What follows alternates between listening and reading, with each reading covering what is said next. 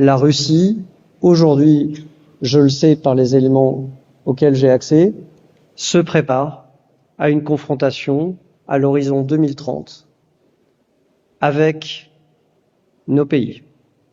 Elle s'organise pour ça, elle se prépare à ça, et elle est convaincue que son ennemi existentiel, c'est l'OTAN, c'est nos pays.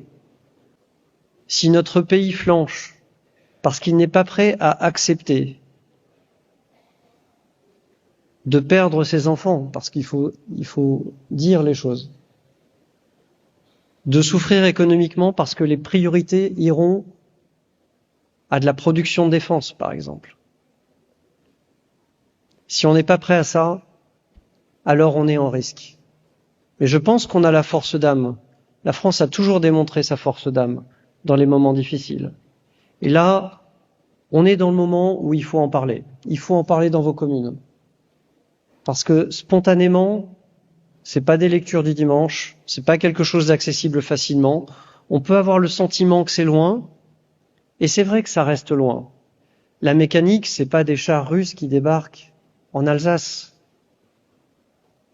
La mécanique, c'est une mécanique de solidarité.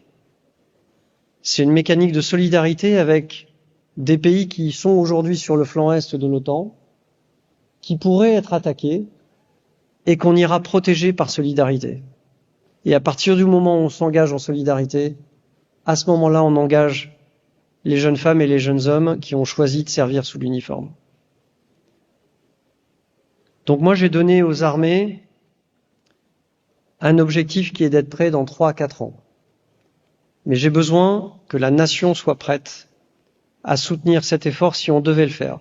Je suis convaincu, je vous le dis, je suis convaincu que si nos ennemis voient notre détermination à nous défendre, à protéger ce que nous portons comme valeur, comme histoire, ils iront voir ailleurs. Parce qu'ils savent que nous sommes plus forts. Mais il faut en faire la démonstration, et c'est dans les 3 années qui viennent. C'est fondamental.